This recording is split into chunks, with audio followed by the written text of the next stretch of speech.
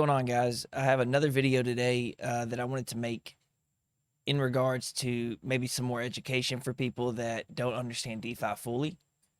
So I think one of the bigger topics or things that go without getting explained, as it's kind of like common practice, is liquidity pools and being a liquidity provider, what that entails, exactly what the benefits are, who gets a piece of the pie, and things like that. So, I'm going to do my best to break it down.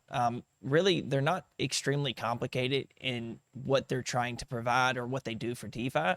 And I think hopefully after this video, you'll kind of understand it in a different light and then be able to kind of unravel it in your brain. So let me just go to my computer. I have a graphic and a whiteboard that kind of explains it. So this one's a really good graphic that I found online. It starts with here with the liquidity provider. If you provide 1,000 DAI and 10 ETH to a DAI ETH pool, and that was the only thing in there, then the pricing for that would be 1 ETH would be $100 and 1 DAI would be $1. And the reason this happens, right, is all this is a bunch of ratios of coins in a liquidity pool.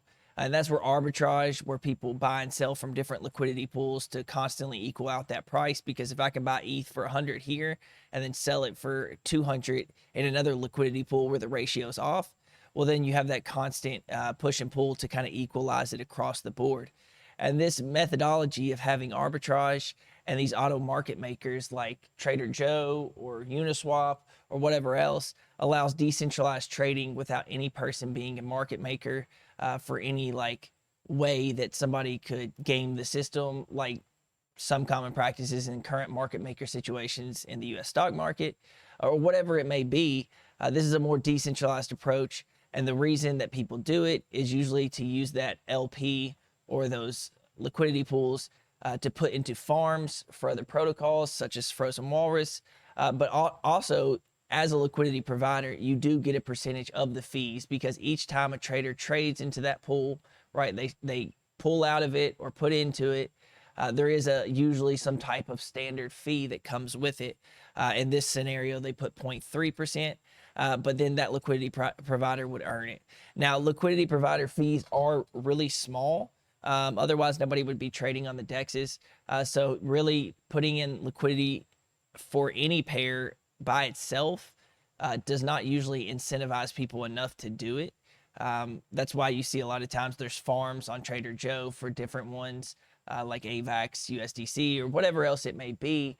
They're often incentivized by the DEX to capture more liquidity because the more fluid a DEX is, the more often people will trade on it, which is why you see like Uniswap and all of those so popular. So that's pretty much the scenario that happens. It's always just a constant ratio. Whenever we, in this scenario, we peg to USDC. So all of our LP farms are Walrus, USDC.E. Now, the reason USDC.E is so solidified is because it's in so many liquidity pools and it's constantly at that $1. And that's backed by a lot of things and a lot of different ecosystems and things like that. So usually this can always be arbed to about $1 and it'll stay that way across the board, uniform across DeFi because it's so solidified as a stable coin. Walrus has not gotten there yet. Obviously, we're a new protocol. But in situations like this, the ratio is this will always be $1. So however many walruses are in this liquidity pool will be the price of walrus. So right now, walrus, if we look at it, I think is at about $1.11. So that means there's currently less walrus in the liquidity pool than USDC.E, which means that this asset is going to be higher valued, right? So that's kind of the scenario you see with liquidity providers, and they're really not that complicated. Again, it's just two tokens in. The ratio of those two tokens provide the pricing for each of those tokens when trading in that liquidity pool. You can look at it as like a 1-to-1 ratio. If Walrus across the board was always $1, just like a stable coin, then this would always trade at a $1 pair. And it would be a 1-to-1 ratio. So it's really that kind of methodology that makes DEXs work so well. They're completely decentralized. It's a contract that constantly adds liquidity. or I'm sorry, that people add liquidity to, and all of the market making is done via contract, rather than one person looking at a book and saying, we don't have enough, whatever, this coin to be able to trade into this. It's always done via contracted on the blockchain. It's very transparent, and it's honestly one of the greatest tools DeFi has ever come up with. That means everybody else sets the price. The market becomes fair value for everyone, and that's really LP in a nutshell. I hope this video explained it well. I think it did. I just wanted to get some more educational content, and I know that LP and liquidity pools can kind of be a topic that no one really discusses and just kind of assumes and this by no means was an expert level analysis of liquidity pools, but maybe after seeing this, it'll kind of break down that barrier of what the hell am I getting into when I'm creating LP. I want to make sure that you feel comfortable doing that before you do it. Now, obviously, the risk of being an LP provider is impermanent loss. And what impermanent loss really stands for is that, say, a bank run occurred with Walrus or another coin against USDC. Someone started they started selling all of their USDC into the Walrus pool. Well, then the liquidity pool would be full of Walrus and not that much USDC. So the Walrus price would tank, and then the USDC price would be pretty much non-existent.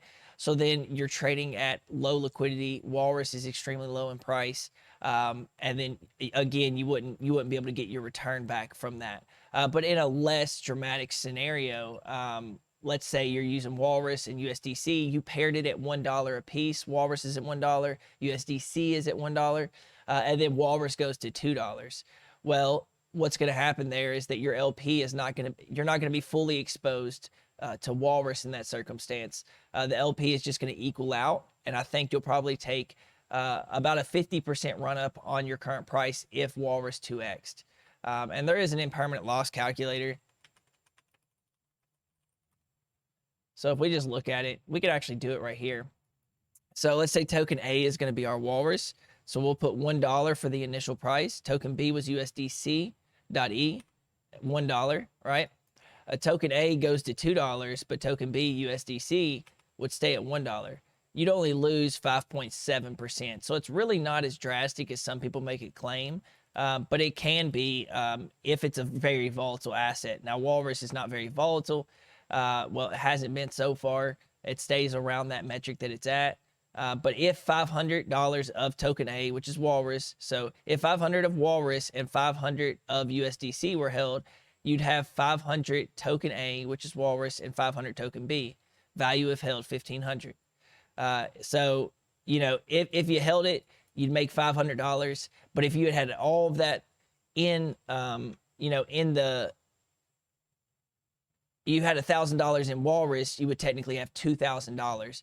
So your exposure was a lot less in these liquidity pools, because it goes both ways. If you had actually lost money, Walrus went down, you would actually have the same kind of cushion where you weren't exposed to the full profits, but you're also not exposed to the full losses, if that makes sense.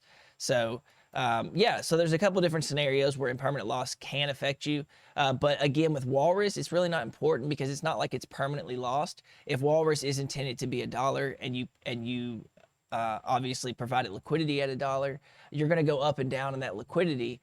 But as long as you're putting it in a compounder or doing something to increase that position, well, then it's going to solidify itself. And you're going to grow it. So the impermanent loss really isn't as huge as people claim it to be. It's not something that you're just going to get completely screwed over on assets like Walrus that are supposed to be pegged to $1. So maybe that breaks it down a little bit further for you. Again, it's just another tool that DeFi has to really make it decentralized, to make sure that there's not like powerful elites controlling the market, and it's done completely by DeFi users. Which again is something that obviously I fell in love with. So I wanted to make sure that I explain it to the degree that I understand it. Is there more? Probably, but for a base level understanding of liquidity providing and everything that goes along with it, I think this video can probably do that justice.